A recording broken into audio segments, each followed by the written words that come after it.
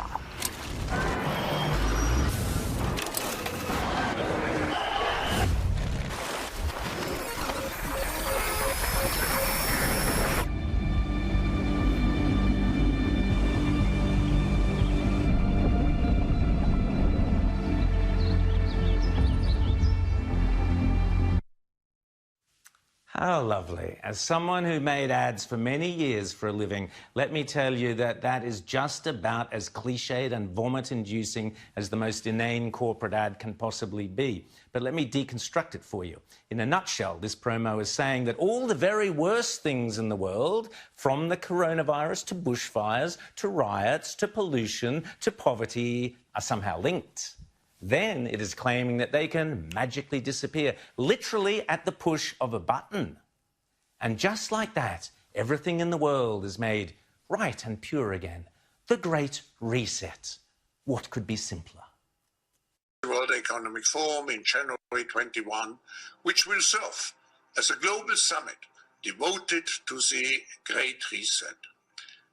This summit will bring the decision makers physically to Davos, but it will be interconnected with a virtual twin summit driven by the young generation, our global shapers. They will integrate over 400 hubs into the dialogue of Davos and ensure that the Global Reset Initiative is really forward-looking and takes into account the voices of all who are left behind. Now, put aside for the moment that bloke looks like he's auditioning for the head of Smersh in the next James Bond movie. He is, in fact, Klaus Schwab, the founder and head of the World Economic Forum. He is a total whack job, in my opinion, and I'll get into that in a second. He's a big fan of drones, algorithms, and the Chinese Communist Party, and he believes there's a fourth industrial revolution underway that is changing what it means to be human. And he peddles this sicko fantasy that humans and machines will somehow merge in his green utopia. Bonkers, like I said, but this lunatic has some very, very powerful friends determined to push the Great Reset button along with him. Now is the historical moment, the time, not only to fight severe virus, but to shape the system. We have a unique but rapidly shrinking window of opportunity to learn lessons and reset ourselves on a more sustainable path. It is an opportunity we have never had before and may never have again.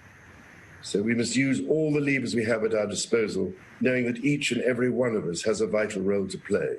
Now is the time to think what history would say about this crisis. What is it that would make it so that history would look at this crisis as the great opportunity for reset? The Great Reset is a welcome recognition that this human tragedy must be a wake-up call. It is imperative that we reimagine, rebuild, redesign, reinvigorate and rebalance our world. Rebalancing investment, harnessing science and technology, and advancing the transition to net zero emissions, all elements of the Great Reset, are fundamental to building the future we need. Ah, yes, net zero emissions, the great climate cult mantra. The Prince of Wales, the International Monetary Fund, the United Nations, all determined to redesign and reimagine the entire world. What it means to be human, how money works, how political will can be enforced. And here are just a few other tasty tidbits scheduled for the Great Reset. We had already income inequality that was fueling income, race, gender inequality. We have a climate emergency, which we can't walk away from. There's no doubt that the very survival of the human race requires us to act. Any recovery stimulus should have green conditions attached to it. Energy prices should reflect real costs. You need private sector capital, private sector ingenuity, private sector technology, and private sector capabilities to come to the party. You need enormous trust between the private sector and the public sector for this to actually work. We have to change our economy dramatically in the next 20 or 30 years, and the next 10 years is absolutely decisive. The recovery has to be greener than any of the previous recoveries. And in order to do that, we need to ensure that the stimulus package, including fiscal and monetary, are much greener than they were before. Prince Charles insists all the levers at our disposal must be used to enforce the Great Reset. How on earth that one sentence alone does not disqualify Charles from ever succeeding to the throne is beyond me. He is now not only fully immersed in hardcore left-wing eco-politics, he is advocating some bizarre form of eco-fascism. The Queen must step in and insist he have nothing further to do with this freak show. After all, we are currently seeing in Victoria just what it looks like when all the levers at our disposal are being used to enforce the the COVID-19 restrictions, which include curfews, lockdowns, enforced mask wearing, shutting down of businesses, making you stay within 5 kilometres of your own home, not visiting the dying rellos, and on and on. Remember, it's not me linking COVID to climate change. It is these lunatics, including Charles and the United Nations and the IMF, who want to replicate the global response to COVID and repurpose it for climate change, to enforce zero net emissions.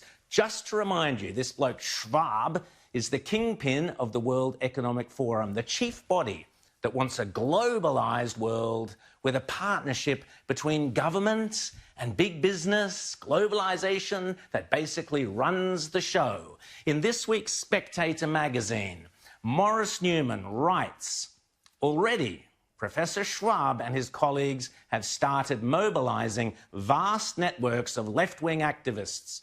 Those who scoffed at claims that climate change was a stalking horse for a new world order should think again. That reality is now in full view. Intense pressure will be applied to parliaments everywhere to pass enabling laws and to abdicate more responsibilities to unelected bureaucrats in global institutions. Crony capitalism is anathema to genuine market economies, and giving more leverage to those who encourage it is fascistic, says Maurice Newman. Schwab has written extensively about humanity being altered by machines, nanotechnology. He's a big fan of drones, artificial intelligence. Weirdly enough, Daniel Andrews recently ditched attempts to detain people on the suspicion that they might be about to disobey COVID regulations, has eerie echoes in Schwab's boasting how technologies can intrude into the hitherto private space of our minds, reading our thoughts and influencing our behaviour. And Schwab predicts, as capabilities in this area improve, the temptation for law enforcement agencies and courts to use techniques to determine the likelihood of criminal activity, assess guilt, or even possibly retrieve memories directly from people's brains will increase. All of this, Schwab says, is redefining what it means to be human.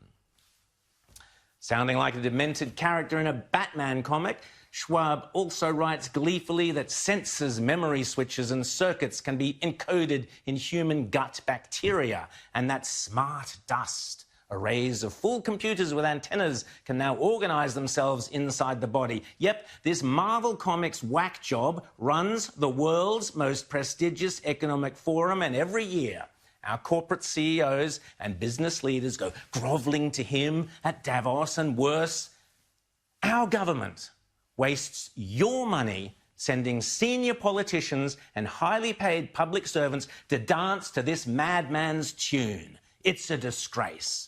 Oh, and did I mention he's a huge fan of China as the leader of his brave new world?